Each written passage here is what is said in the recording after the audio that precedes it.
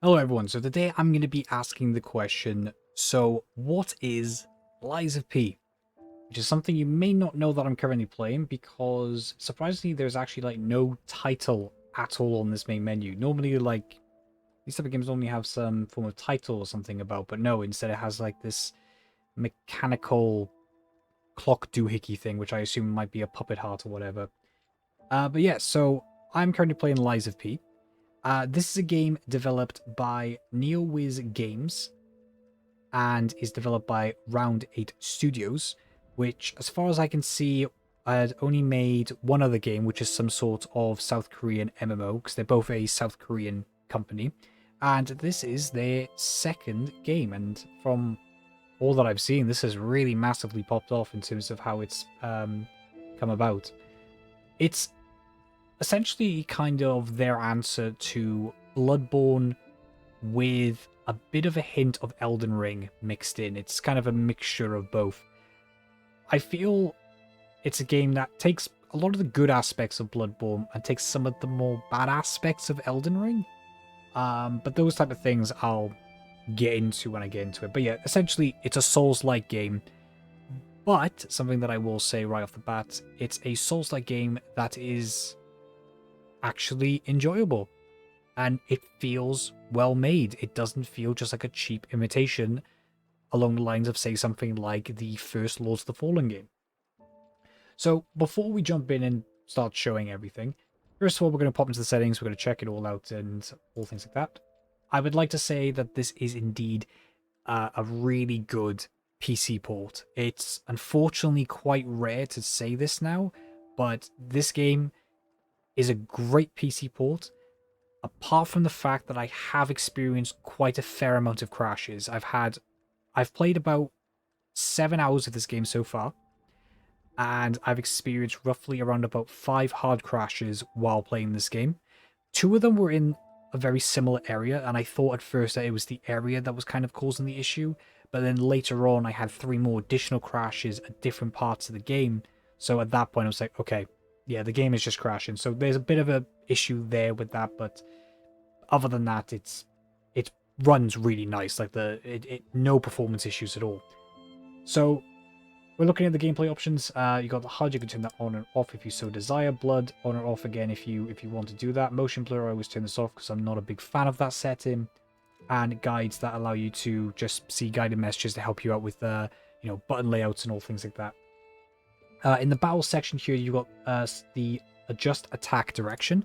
Now, this is kind of cool to have on or off. If you're somebody that isn't a big fan of kind of Dark Souls' auto-locking system, so when you're not locked onto an enemy, but you're just swinging, your character will tend to try and gravitate towards the nearest enemy, and sometimes that could be annoying if you're trying to attack one enemy in front of you, but because there's an enemy closer behind you, your character might just go off and attack that character instead. So you can turn this off if you want. I've not really experienced any major issues with this. I haven't really had any problems with the system, so I haven't turned it off. But if it's something that just generally annoys you, that is something that you can turn off, which I think is pretty good. Switch to auto lock on. So when you lock onto an enemy after you've defeated them, it just locks onto the next enemy. So again, you can turn that on or off if you so desire. And then lock on distance degree as well if you want to adjust that. Subtitles on or off, and then the language settings for the subtitles. So nothing too crazy there, just standard gameplay stuff. Camera options, a lot of camera options here. You can adjust inclined surface camera, so visibility becomes more natural when moving through an inclined area. Reset camera position, camera shake if you want that type of stuff. There's a bunch of controller settings here, and there is also mouse settings so you can invert the camera as well as change the camera movement speed. Go over to audio, really great settings here. Loads of audio sliders for you to adjust and develop on your so desire. So you got general volume, music volume, environment volume, cinematic volume, SFX volume, voice volume, system volume, basically everything you want to do. If one thing's just too loud, you can just turn that right down. I like this. It's a very well split amongst them. I think it's something that more games should do. I do think it's nice to have all these options for audio, to not make it just so simplistic of just general music. There's just a whole bunch of stuff here for you to adjust if there's just anything that's annoying you or anything that's just too loud. Graphic settings. Go into screen mode. I've got it on borderless screen mode at the moment because I like to stream and record this game, so we've got that going. Currently playing it at 1080p, max frame rate limit. If you are struggling a bit, you can set the frame rate limit however you want. Now I've got a 144Hz monitor, so I'd probably go for this, but you can also go for 165 and 240 if you desire. VSync off or on, always turn this off. You have both AMD FSR and NVIDIA DLSS for you to play around with. I'm mainly using DLSS because I'm running a RTX 2060, so I'm not really touching the AMD. There is no Intel, I think it's XeSS at the moment, so there's none of that here. It's just FSR or DLSS is your only options for upscaling. Then you've also got the graphic quality presets that you can go through, so low, medium, high, best. I just tend to go for high. And then graphic detail settings, like I said, I've got everything on high. A lot of options here. Visibility, anti-aliasing. This is a little bit annoying though, because it would be nice to know what anti-aliasing am I using. Am I using FXAA? You know, anything like that. Like, what am I using? Can you tell me? No, just tell me if it's high, medium. Okay, cool. Thanks for that. Post-processing, shadow quality, texture quality, effect quality, vegetation quality, shading quality, reflection, volumetric, fog, ambient occlusion, and an isotropy filter. Like, a lot of options here to play around with, a lot of stuff to adjust on the fly. Little nitpicks that I would say is that you've got so much space over here. It would be nice to maybe utilize this more. I'm a big advocate for trying to put more details into each option. I think it's always good to either remind people or to tell new people how options work. So, for example, post-processing, how does that affect the game? Well, for a new player, they may not know. They may not understand exactly how that works. Some of them are obviously a little bit more, you know, simple, texture, shadow, that type of stuff. But it's nice to get those details in. I'm also a big fan of on-the-fly live updates on the settings. I like it when games have those little preview windows over here that you can adjust as you go, and then you can see it in real time how it affects. So that way then, if there is certain settings that is affecting your game, then that can really help you in deciding what settings that you can cut without massively sacrificing parts of your game. But yeah, overall, I think the options is pretty good. I had a lot of options here, a lot of things to choose from. I'm very happy with the options menu there. And then we go over to controller. So I'm playing on keyboard and mouse. The reason for that is because for some reason my PS5 controller does not work on this. I've tried, it just doesn't seem to work. I don't know if there's a workaround or anything, but I've just decided to suck it up and play it on keyboard and mouse. It's very weird to play a Souls-like game on keyboard and mouse. It's the first Souls-like game I've played on a keyboard and mouse, but it's been fine. It's been alright. But if you are somebody who's managed to get their controller working, there's a whole bunch of stuff here. So there's a controller map here. You get the vibration settings, left stick sensitivity, right stick sensitivity, and something that I really like is button settings. I really like the fact that people are able to adjust the buttons of their controller. It makes things just a lot nicer for people to be able to customize. I feel that the presets have kind of gone away of the past now, and it's just nice to just allow players to just rebind their controller, you know? If people can do it with keyboard and mouse, there's no reason to not do it with a controller. It's just nice. It's just nice to be able to adjust things on the fly instead of having presets. So I'm very happy that this is in it, and I am hoping that more games do adopt this kind of setting system. So then you go over to keyboard and mouse, you just have the mouse sensitivity here, and then you go to the key settings. Now, for the most part, everything here is rebindable. There may be something you notice that isn't. The WASD movement is not rebindable. Why that is, I have absolutely no idea. And I think it's one of the dumbest things I've ever seen. I can come up with zero reasons why this is locked. Mainly because this kind of just screws over left-handed players, right? Because left-handed players will have obviously their mouse on left hand, so normally they'll either use things like either I, J, K, L, or they'll use the arrow keys to play. Well, guess what? Tough shit. You can only play with WASD. If you don't play with WASD, then you should use a controller. don't want to use a controller and you want to use keyboard and mouse, well, that's just kind of a get fucked. You may have to just adjust to using your right hand instead. I don't get this. This just makes no sense to me. I mean, like, even the instantly check details button is locked. I mean, sure, it's not as much of consequence as the movement keys, but it's just very weird. Why is this setting particularly locked? Like, no other keybind setting is locked. Everything else is fully rebindable, except the movement and except the check details option. I don't understand, and I think it's so dumb that WASD has been locked. This needs to be changed. This needs to be adjusted, and you should be able to rebind the movement keys. This is just really dumb, really stupid idea, and I don't know why they decided to do it. And it's really, it's just something that they really need to look into and potentially update. But other than that, as I said, everything else is fully rebindable. If you would want to. I personally have had no problems with the keybinds myself. I think the keybinds are fine. Again, that's mainly because I am a right-handed mouse person, and I always use WAS, so this is fine for me. But again, if you're not, this could pose a bit of a problem. So if you are watching this video before you've purchased the game, this may be something that will come into consideration if you are left-handed or if you don't own a controller. But as I said, if that's not a problem, if you are thinking of maybe playing this on keyboard and mouse, honestly, I think it works perfectly fine. There's not a lot of problems I've had with the buttons. I haven't really had to rebind anything. Everything just seems to be as it should. It makes the game run perfectly fine. So that's the entire options menu there. As I said, it's great, and then it has just some weird, questionable moments that you just think, why is that not changed? Why is it like that? Like, I mean, come on, we're in 2023. Come on now. But yeah, anyway, I'll stop going on about that. There's also an additional content section here that currently nothing is available. I've got to assume that is potentially holding out for maybe DLC for Lies of P or microtransactions, but I'm hoping it's more for DLC.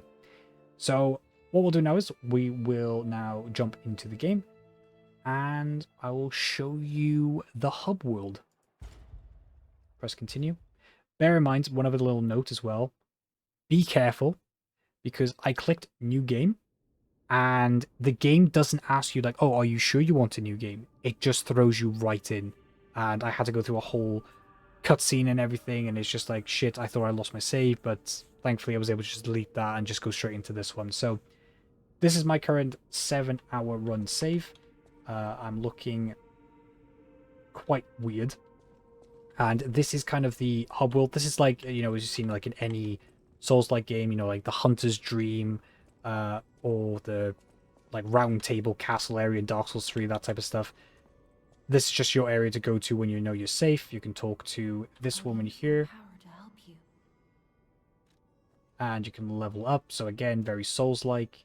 You got all these different stats over here. So you got vitality for your health, vigor is for stamina, capacity is helping with your weight, and then some legion ability. Motivity is essentially strength. Technique is essentially dexterity, and advance is just an extra bit that helps with like your arm, because that's just an extra weapon you have at your disposal. As I said, nothing too much to say about this. If you've played Souls games before, you understand the drill here. You know exactly what's going on. It'll highlight to you exactly what it is that you need to be upgrading, and yeah, there's nothing too complicated there, nothing too complex. You can also talk to characters as well if you want. There's a bunch of characters around this whole area. I'm going to try and avoid spoilers as best I can, because, obviously,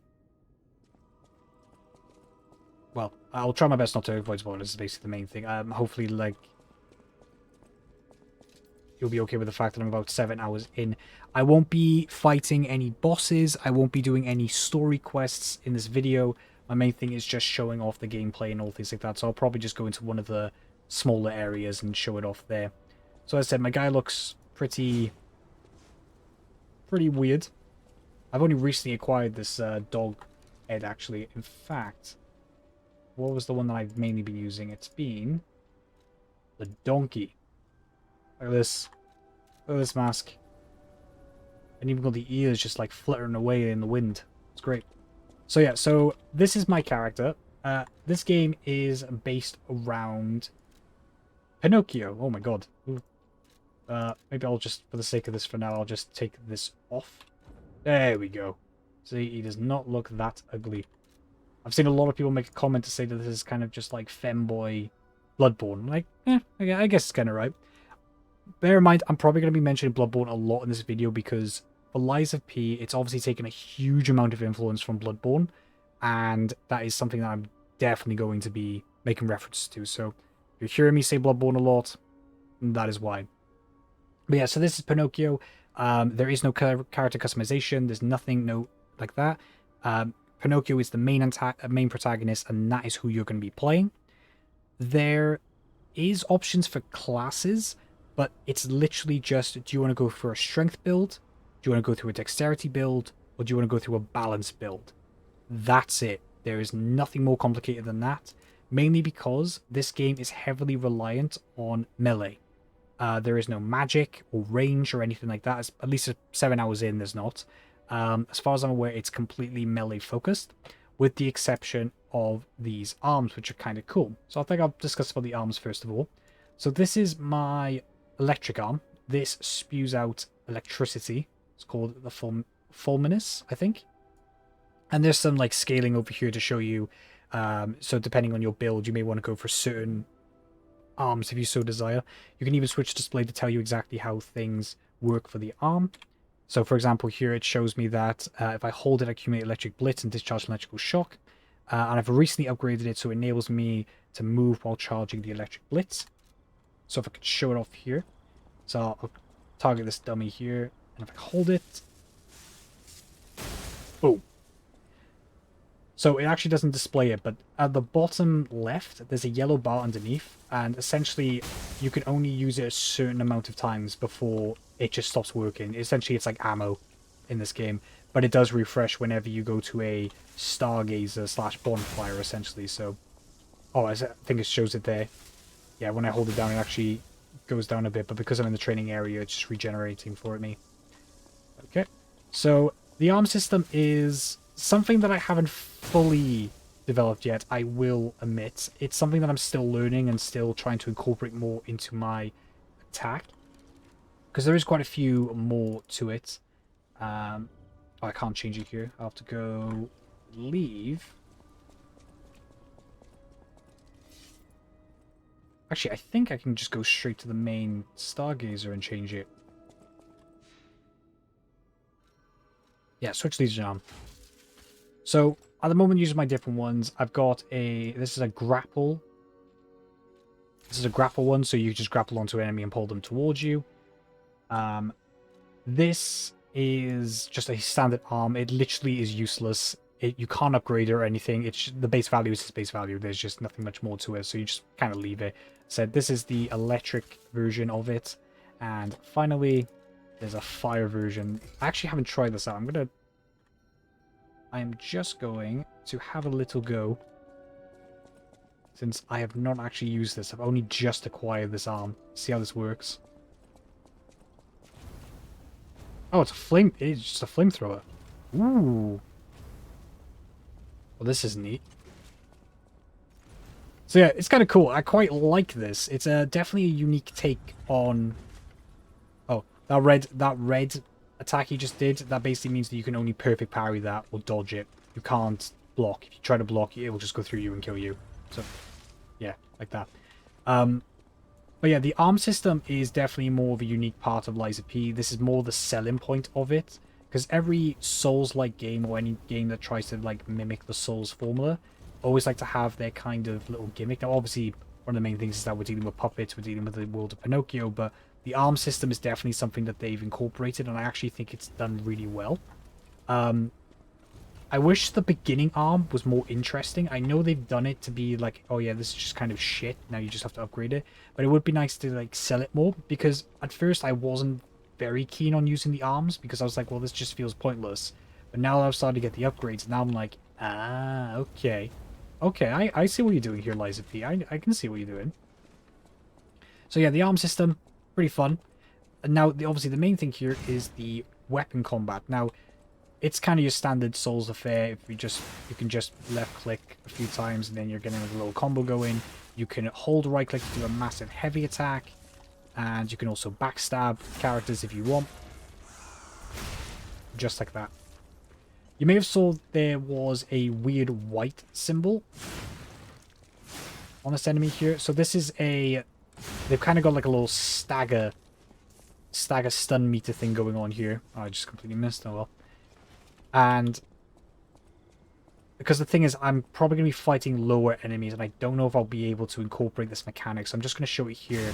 So yeah, so when it turns white, it means the enemy's staggered. So it's kind of like a similar system in Sekiro, where once you've hit the stamina bar and it's reached full, they'll end up in their little breaking point, and then you can just press left click to attack them. It's kind of a similar thing here.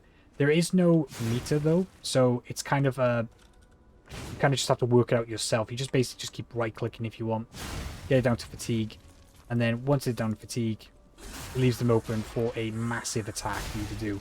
The fatigue can happen again with either right clicking, constantly attacking, or by the parry mechanic, but again, that's something I'll just show a little bit later. But yeah, parrying is very important in this game. If you can learn to parry, you're going to get far real quick. I feel that this game, if you don't learn to parry, you're going to struggle. It is going to be a struggling game. There's also this little mechanic here with your weapon durability on the bottom right, in which you can repair that with that device there on the left side of the screen. There's also just your standard health item here, which has a unique system in which it doesn't regenerate straight away. So you can use up all of them, and the very last one, after a certain amount of hits, will start regenerating. And you can only ever keep refilling the one, but then you have to refill the rest at the bonfire, essentially. So it's kind of another unique take on the Souls formula, because at the moment they've only really had either like the Moongrass in Demon Souls, they had the Estus Flask in Dark Souls, and then they had the Blood Vials in Bloodborne. So this is kind of taking a mix of the Estus Flask and Blood Vial system. And you know, it's good. It makes for some very tense moments. It makes some comeback moments great. And it, like Bloodborne, it really is emphasizing aggressiveness, because the only way to refill it up is that you have to attack. You have to keep attacking. You have to be aggressive as possible to get it up. So aggressiveness is key in this game. Now, we'll talk about the weapon system. So the weapon system is also unique in how it works. So as you can see here, there is a scaling system, and you've got your damage and all things like that. And you may think, well, that's not too different. That's very Souls affair. You've got your, you know, your stats, and then you've got to say, oh, this is compatible with this build, and this is compatible with this build, or whatever. Well, actually, it is a little bit different. I'll show you why. Go on over to back to the bonfire.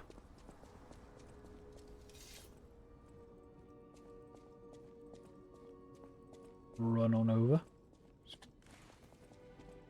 Do a little roll. So I head on over to the assemble weapons. So this is how the system works. So you head over to assemble weapon, and it's split into handle and blade. Now the blade is the one that will have the attack stats, and will also have like certain types as well. So like stab, slash stab, and all things like that. Blunt, tight blunt, sorry, large blunt, great sword, blunt, all that type of stuff. So these are the ones that harbor the attack stats, whereas it's the handles that are the ones that harbor the attributes. And it's very interesting, because this means that you're not beholden to certain weapons depending on your build. So again, like in the Souls games and all things like that, you are, if you're, depending on your build, the most optimal way to play those games is to stick to a build and to level up that build as much as you can and adapt to it. So most of the time that means that you will be locked out of other weapons when you're going for a set build. So for example, if you're going for a strength build, you're basically going for a great sword, big hammers, big weapons, but you're going to be losing out on those like more swift, faster weapons that you would be using if you were doing a more dexterity build. Again, what this means is, by doing this system, it means that even though for example, I'm going for a strength build because I'm basic bitch and I go for a strength build on my first playthrough on every Souls game, it means that I'm not massively restricted.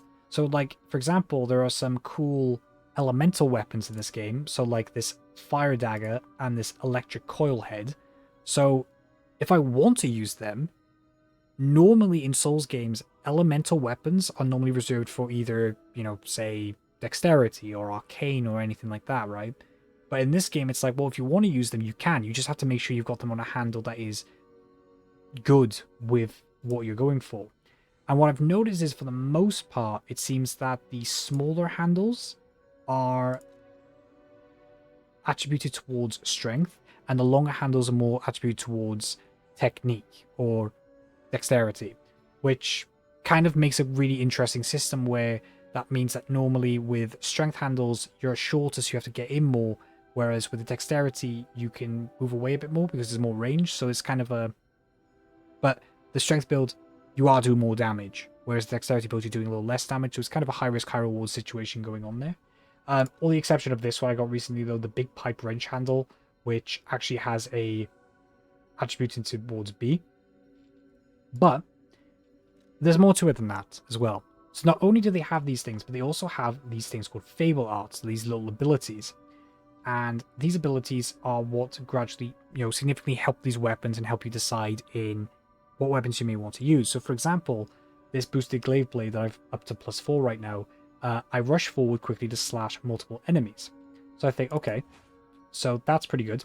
It's got high damage, very good Fable Art. Right, so what do I pair this with? Well, obviously I've got all these handles here. Now, ideally I want to pair it with something that does scale well into strength. Now, ignoring the A, if I was to look through these other ones, I'm looking at, okay, what do these do? Now, these have double Fable Art. Like, this is more than what I have, so this is kind of contradictory.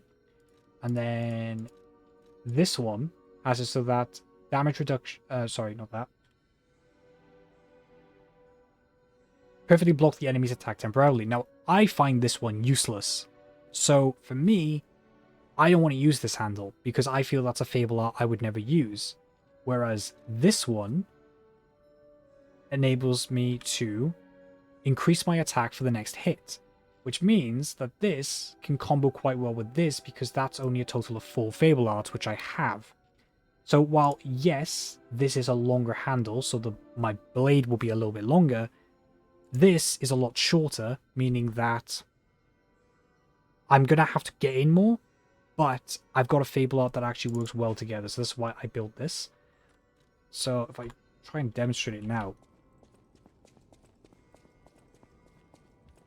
So if I use the combo now, so if I use Shift F, so now, as you can see, it's enhanced my blade, and then I press F. Boom. 1,403 damage. Not too bad at all. Pretty good, actually. So yeah, there's loads of little cool things like that with other handles and things, so that's going to lead to a lot of experimentation. I really love this system with the weapons and being able to build whatever weapon you want, depending on the handle and the blade. And it means that there is way more flexibility and variety in how the weapons work, which I think is important for a game like this, especially since, again, melee is primarily the main focus of this game, which means that you are restricted to that particular system. It's kind of, again, in the same way as Bloodborne, which had a lot smaller weapon pool compared to all the other Souls games. But they had those systems like how certain weapons had abilities, those alternative attacks those weapons would do. It's what helped made them more unique and what got people more interested in those weapons. And I think they've taken aspects of that and implemented a little bit more to it. They made it a bit more intuitive, which again is something you want to see in these Soul-like games. You want to see them take aspects from the Souls games but be a bit more intuitive with it. And at the moment, I feel like Lies of P is really accomplishing that with their weapon system and all things like that. Other parts of it is the armor system is a little bit weird.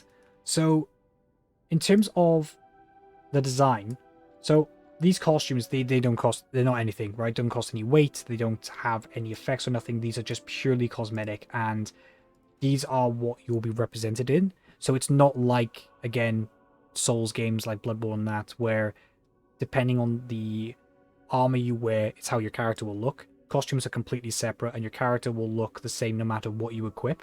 And instead, it's replaced with like these two systems here. So you've got amulets, which will give specific a boost. So these are basically rings.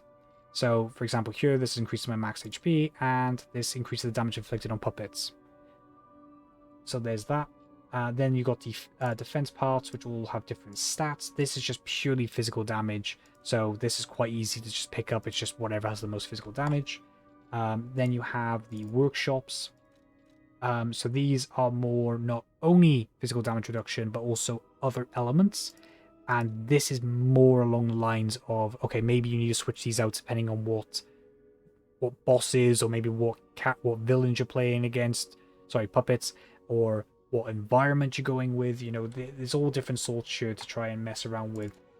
Then you have the cartridge. This is, again, just certain resistances. And then finally you have the liner, which I forgot none of, but again, same thing. Just different reduction rates depending on the type of damage that you're going to be receiving. So the armor system, it's nothing too complex. It's very simplistic. It has a weight system in which there is a certain threshold. The game will tell you if you're getting slightly heavy, so then you'll consider maybe replacing certain weapons and stuff. Like 54% at the moment seems to be fine. I don't really seem to be fat rolling or anything. I believe that the lightweight is about 30%. But people, from what I've heard, people said it's not really worth it. It's just fine to just do it as this, so it is what it is with that. I'm going to carry on playing with a dog head for now. And as I said, it's, you know, massive mansion area, little hub world type of deal going on here. It looks really pretty, and that's another thing as well. The game looks pretty nice. Some very nice textures going on here, and again, runs smoothly, no problems. Other than the crashes that I mentioned earlier, the game runs perfectly fine. And again, I'm running this on a 2060 and running everything on high, perfectly fine. No performance dips, nothing. So here's the main kind of stargazer thing. So again, these are what the bonfires are, but they're just called stargazers. So if I teleport to... If I'm going to teleport to one thing now... Because I can teleport to Krat Central Station Plaza, because that's kind of the beginning area. Yeah, I think I will. So I'll teleport there. So again, bear in mind, this is the very beginning area. I've already beaten the boss here, so if you want to go in completely blind, not have any issues with that... again, I'm not going for any spoilers. I'm literally just fighting minions in the beginning area. So this is Krat. This is pretty nice, decent looking place. Obviously, though, aside from the fact that there is just blood everywhere and a dead horse, yeah, it's pretty manic. Basically, the story of this game is that puppets have gone corrupt. Puppets used to be slaves and servants and all things like that. And just one day they decided to just go batshit crazy. And as you can see by the red eyes on this guy here, he's not happy to see me because he is corrupted. And I need to kill him because he kills all humans. So, something you probably noticed there was the parry I just did. It's displayable when the weapon is red. Another unique part of this game is that parrying... So there's no parry attack. Again, like in Bloodborne, the Souls games. Instead, it's more of a breaking the weapon, so they do less damage. And this also applies to bosses as well. So it's not just minions. Oh, shit. Dogs, though. I hate dogs in all Souls games. There you go. Boom. Yeah, not only little minions, but also bosses as well. You can actually break their weapons, which means they do reduce damage. Sometimes it also changes their attack style as well. Oh, he dodged that. Shit. I'm going to try and get you to attack me again. Oop. Doesn't help with the dog. There's actually one thing to talk about as well, is regarding the health system. So, obviously my health is quite high right now. I think I'm about level 40, my character is. And if I just get hit... I actually didn't show it. It's interesting why I didn't.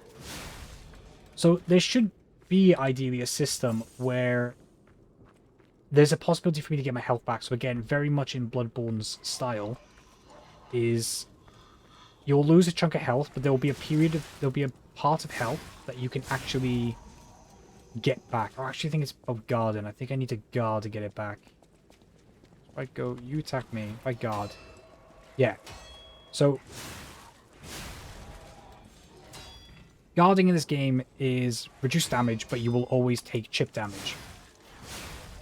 and it's determined by a guard recovery rate. So what this means is that you'll have a certain period of time to regain the health you just lost from guarding instead of parrying. If you parry, you don't lose any health, you just lose stamina. And also you'll do higher stagger damage. So as you can see there, I didn't take any. But here, I'm taking damage. So now when I got hit, so I lost it. So if I just take some block damage, nope, okay. I've just got the health back. So again, very much Bloodborne-esque. And then I'm just going to backstab you. Right. Yeah, very much Bloodborne-esque in terms of it's encouraging you to be as aggressive as possible to try and regain some health back if you don't want to use any health potions, which is something I really enjoyed. It's something I really liked about Bloodborne. I like the aggressive style of it. Just going to backstab him. Like I said, the game looks really nice and fantastic lighting, some fantastic reflections. Really great looking game, and it just, you know, it's nice to have a great looking game that actually runs well. It's great that it's not all over the place. So as I said, I'm just currently just attacking a bunch of these. To be fair, it's a little bit not amazing because of the fact that obviously I'm such a much higher level than all of these. But it's more just to show you about the combat. I'll see if I can use my Fable Art ability on this. I love that Fable Art ability. That's actually my favourite one so far. I'm going to repair my weapon. There we go. As I said, every enemy in this game so far are mainly puppets. You do encounter some humans at some point, but they're very few and far between. Some of them you do end up fighting, some of them do end up helping you. It just is dependent. One thing to talk about with that is boss fights. Boss fights have been pretty fun. Just before this video, I was just encountering, I think, possibly my 4th or 5th boss. And I was quite struggling with him. It was quite difficult, but it's one of those things where when you finally beat them, you get that really satisfying feeling, you know? Something that's like, yeah, beat that boss, fuck them up. Okay, this is actually a powerful enemy. This is actually pretty good to... Okay, so yeah, so that red attack means that I have to perfect parry it, or I'm just going to take damage. Whereas there, I got health back. Like that. So let's see if we can demonstrate it by destroying. Let's see. There we go. That was a big counter. I might end up destroying his weapon in a bit. There we go. So his weapon's now destroyed. I think I remember if I'm right, it's like reduced damage. Yeah, he's not doing as much damage as he did to me earlier. So I really like that. I really like that system. I think it's really it really helps encourage parrying way more. But yeah, bosses are shit. Okay. You just die now. I'm just gonna kill you. Yeah, so bosses are, you know, fun to verse because you've got this unique thing of Souls games. They're difficult, they're tough, they're going to kick your ass, they're going to kill you, but when you finally beat them, it's a great feeling. There is disparity, though, in certain difficulties. So, again, I said you fight some humans every now and again. And the human bosses are very easy. They're very easy to fight. They put up almost no challenge, I would say, compared to puppet bosses. In fact, if you're just like, you know, when you're fighting the puppet bosses and then you suddenly go into a human boss, it's like, oh, this isn't so bad. This is actually quite alright. And, you know, I'm a little bit disappointed on that. It's disappointing to see that some of the boss fights are a little bit easier than others. I'm gonna leave that for now. That's something story related. I'm not gonna touch that phone. But there's another part of the bosses that I just wanted to talk about, which is the thing that I said earlier where I was talking about how this game takes the good elements of Bloodborne, but I feel takes some of the bad elements of Elden Ring. And that comes down to bosses having those attack delays, which I think are extremely obnoxious. I hated them in Elden Ring. I thought they were just really annoying to deal with, and I think they were kind of cheap. It's just really a way to just try and bait you into attacking for no reason. I don't know. I just was not a fan of them. I didn't like that Elden Ring did that, and especially with like them being able to read inputs, which they definitely did. I feel Lies of P bosses do read inputs, but not as heavily as Elden Rings does. But they definitely have an abundance of attacks that delay for ages, and then all of a sudden it's like within a few frames, boom, you're hit, and then there's nothing you can do. You're just hit. Like, obviously, eventually you will adapt to it, and you will be able to perfect parry it in no time. I mean, hell, there's probably already people that can just no-hit run this game. But, you know, it's just something for me. I personally don't like the Elden Ring attack delays. If you're somebody that does, then it's just going to be another reason why you like Lies of P. But if you're somebody that also didn't, that might be something you may be going, ugh, not again. That's the dogs. Screw dogs. Get away, dogs.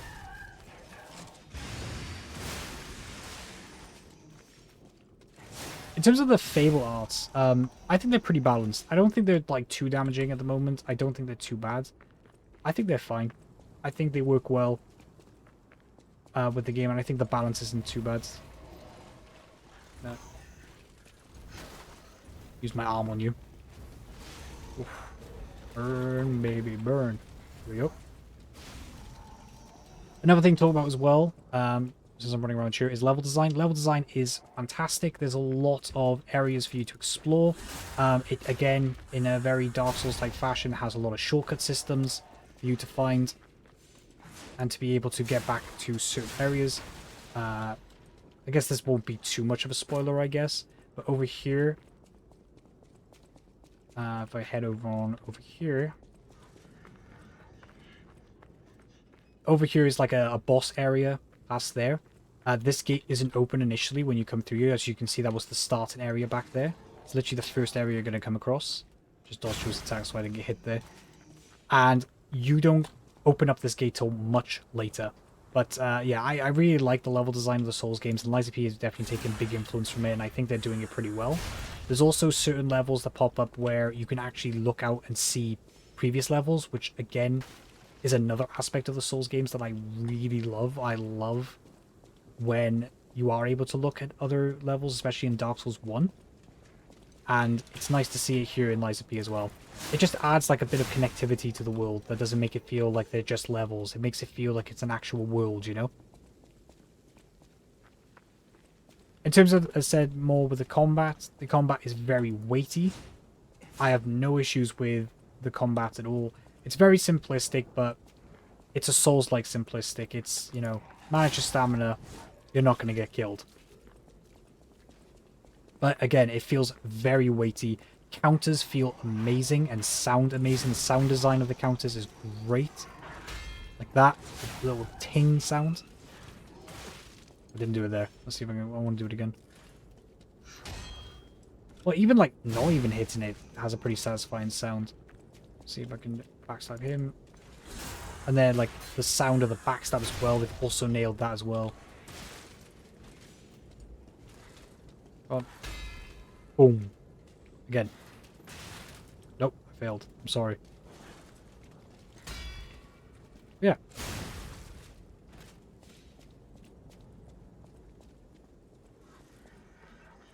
As I said, I think it's really good. I think it's possibly one of the best Souls-like copies out there right now. And I think it's, you know, I'm kind of surprised it's taken this long for people to realize, oh yeah, Bloodborne. Possibly one of the most sought-after exclusives to be asked to come onto PC. Why don't we do a game of that for PC, you know? Because there is no competition. Bloodborne isn't on PC. As far as I'm aware, there is no... Oh, that's the stun mechanic, by the way.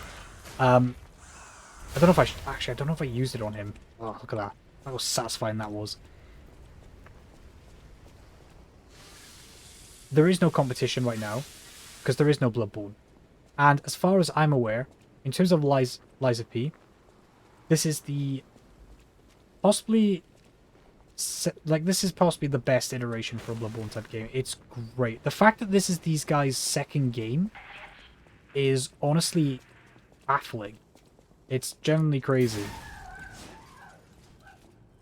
It's quite well polished. Because I said, like, you can take aspects of a Souls game quite easily, right? You can look at, right, what makes a Souls game? Oh, well, a stamina meter and all things like that. And oh, yeah, you got to make sure your combat is a bit sluggish and you got to make sure enemies hit hard and all that stuff. Well, yeah, that's all well and good, but you also need to make sure that the mechanics are actually down, right? You need to make sure that the game feels solid. And for me, Lies of P really does feel solid. It feels like a great contender to Bloodborne. I'm super excited to play more of this, and I'm hoping to beat this soon. And, you know, if this game is potentially worthy of a sequel, then fantastic. I think this is deserved. From what I've seen, it's got a lot of positive reception. A lot of people are really enjoying this as well.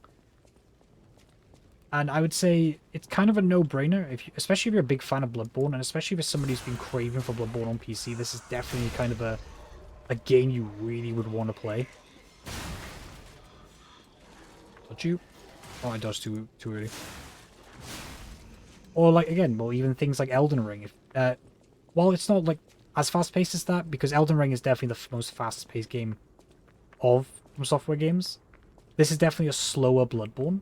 So don't come into expecting you're going to get a very high, fast-paced Bloodborne. But while it's a little bit slower paced, it still goes for the aggressiveness. You should still be super aggressive with it. I think it's just the game may seem just a little bit easier because of how it's just a lot slower. And not something that you feel like you're having super reactions on in order to dodge. You know, again, I could be wrong. There could be bosses later on in the game that could be the same as Orphan of Kos, which is an absolute pain in the ass to deal with, but hopefully not, because I do not want to deal with that motherfucker again. Honestly, even compared to Elden Ring bosses, Orphan of Kos was the most biggest pain in the ass boss for me that I've seen.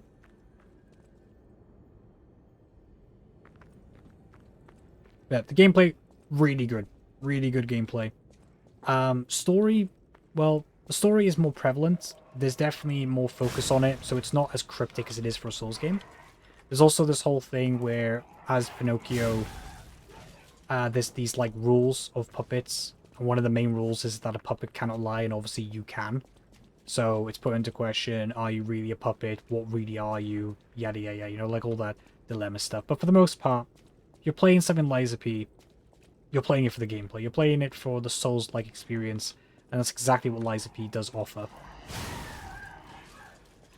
One other little nitpick that I will give as well. So the game has the Souls system, as you can see in the top right, so kind of like Ergo, it's called here. You cannot level up here. You cannot level up at the Stargazer, which is really annoying. Instead, whenever you want to level up, you gotta have to teleport all the way back to the hotel. That is the only way that you can level up. It's extremely annoying, and I have no idea why they've made it that this is the only way to level up. Because when you're, especially when you just have enough, and you're just thinking, you know, do I want to level up? Do I not? Do I want to, you know, it's just easy to just go to the Stargazer and just simply level up. Like, you have to talk to her to level up at all times. There is no alternative. Again, if it is changed, then I don't know. I have no idea if it's different.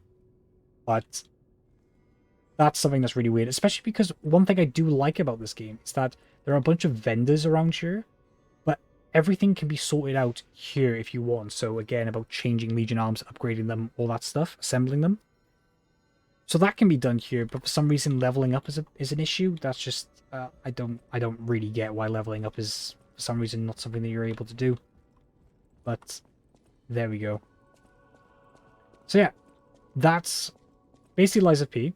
It's, as I said, a very great contender for Bloodborne. I'm very impressed with the studio for this being their second outing. It's a really polished game. The gameplay feels amazing. The game looks great. It runs great. Again, I have, like, small gripes with the game. But for the most part, it's close you're going to get the Bloodborne on PC, in my opinion. This is going to be the game for you. Especially with, like, kind of its, like, more, like, gothic setting as well. I think it's set in, like, the 1800s, I believe, from what I've read from some of the scriptures. Yeah. It's going to be the closest thing you get to Bloodborne on PC, and I think it does a pretty good job at it. It's a big task. Bloodborne is by far one of the best games on PlayStation, and is in my opinion, the best game of the Souls series. I know it's a bit of a basic bitch opinion, but I stand by it. I think Bloodborne is the best game in the series. So to try and mimic it is very tricky. And I think they've done a really good job. It's obviously not flawless, but it's very good. And again, very impressed second outing. Things that I said we need to change. Obviously, the crashing issues is definitely a problem. They really need to sort out the keybinds for the options menu because that's just a little bit stupid. But yeah, that's really it. I don't know. Oh yeah, obviously I would, just for laziness, I would prefer if you could actually let me just level up with the Stargazer. It feels just annoying and constantly coming back here and just talking to her all the time. That's also annoying. But yeah, so this is Lies of P. Very good game. Highly, highly recommend. You can purchase this on Steam for £50 or your regional equivalent. It is basically available on almost everything but the Nintendo Switch. So if you also want to get it from there, you can also. But yeah. Said. Very cool dog mask. Thank you very much for watching, and I'll see you next time.